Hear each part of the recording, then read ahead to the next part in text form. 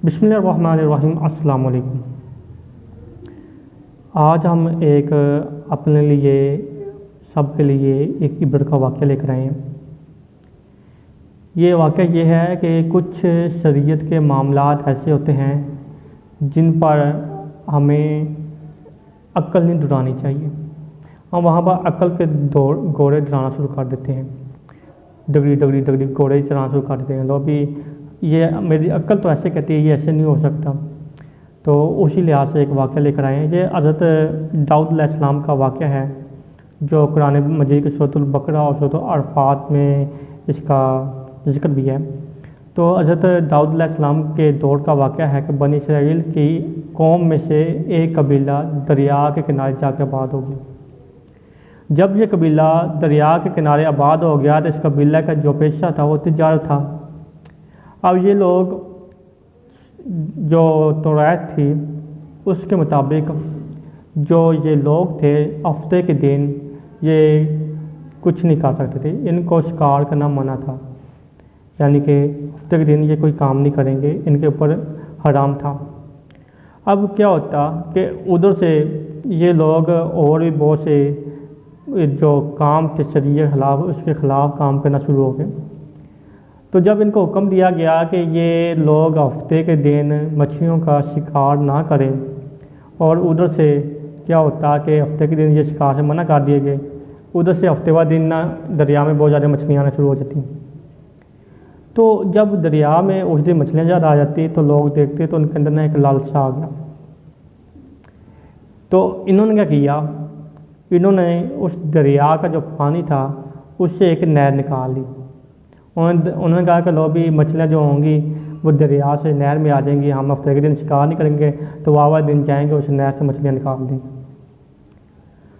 अब जब उन्होंने नहर निकाल ली, नहर निकालने के बाद भी उनको मछलियाँ उतनी काबू ना आती, वो दरिया में अगले दिन निकल जाती। तो वाह दिन जाते तो वहाँ से वो मछलियाँ दरिया में वापस चली जाती।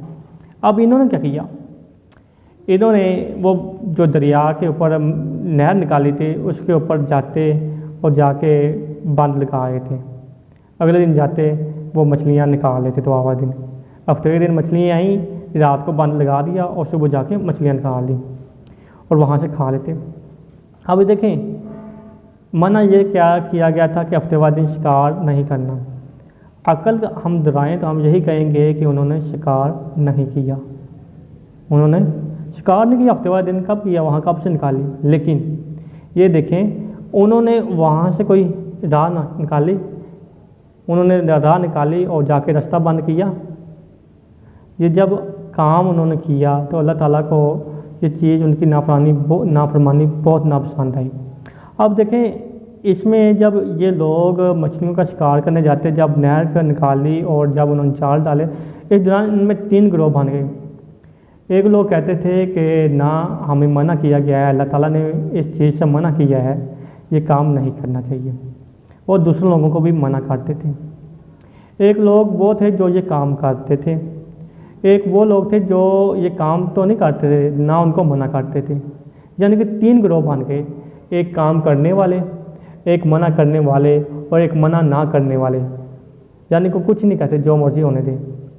अब क्या हुआ, जो मना करते थे वो इनको समझाते रहे, लेकिन उन्होंने कहा कि हाँ, वो इनको समझाते थे अल्लाह ताला का अज़ाब आ जाएगा, अल्लाह ताला से डरो।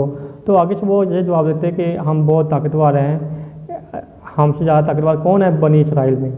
ये बातें वो करते। तो उन्होंने ना, जो मना करने वाले थे, उन्होंने ना दरबार बना लिए, अपने लहरा लाना शुरू कर दिया, और जो दूसरे थे वो लहरा शुरू कर दिया। एक दिन क्या हुआ, जिन्होंने दीवार बनाई थी वो देखते हैं कि तरह तरह की आवाज़ें आ रही हैं।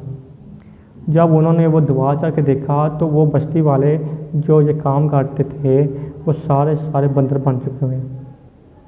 अल्लाह ताला ने अपनी नाफरमानी की वजह से उनके चेहरे मस्सी काट दिए।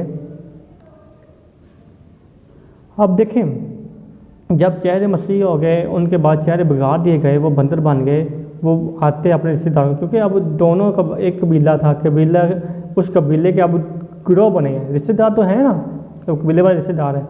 अब वो जो बंदे मना नहीं होते थे वो आते, अपने घर वालों के पास आते, उनके पाँव चाटते, लेकिन घर वाले तो नहीं पहचानते उनको ये कौन है, लेकिन वो बंदर तो पहचानते थे कि ये मेरे घर वाले हैं। अब 3 दिन तक वो बेचारे जो है ना लोग वो पहचानते नहीं थे ये कौन है ये क्यों नहीं।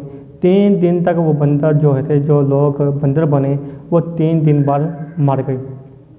अब इस वाक़े को कुरान पाक की सूरत बकरा और सूरत अरफात में बयान किया गया। अब इस वाक़े से हमें क्या सबक मिला? हमें ये सबक मिला कि कोई भी हीले बहाने नहीं करने चाहिए।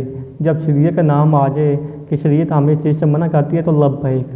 अब उसमें ये नहीं कहना चाहिए कि मुफ्ती साहब मुझे इसमें से कोई ऐसा पहलू निकाल दे कि मेरे लिए कोई रहत बनती हो, ऐसी बात पे आप नहीं जाना। शरीयत ने जब आपको फरमान दे दिया तो अल्लाह ताला की नाराज़गी से बचें, बल्कि अल्लाह ताला खुश होगा कि अगर आप शरीयत पर अमल करेंगे। और दूसरी बात, हम में से वो लोग जो कहते हैं कि भाईजान जिस जगह पर जो लगा उसको लगा रहने दो, उनके लिए भी सबक है इस आयत से कि जिन्होंने मना किया वो बच गए, जिन्होंने मना भी नहीं किया और उनको कुछ अपने काम में लगे थे वो लोग भी बंदरों बन गए। इसलिए अमर बिल मारूफ व नही अनिल मुनकर, इस बात को याद रखें। अगर आप बड़ाई को देख रहे हैं तो उसको ज़ोर रखते हैं, अगर आपसे कोई छोटा बंदा है उसको रोकें, हिम्मत करें। ये जो सेल्फिशनेस है ना, वो कहते हैं जो जहाँ पे लगा रहने दो, यानी कि इसका मतलब यही था कि हम जो करें हमें कोई ना रोके, जो कोई और कर रहा है हम उसको ना रोके।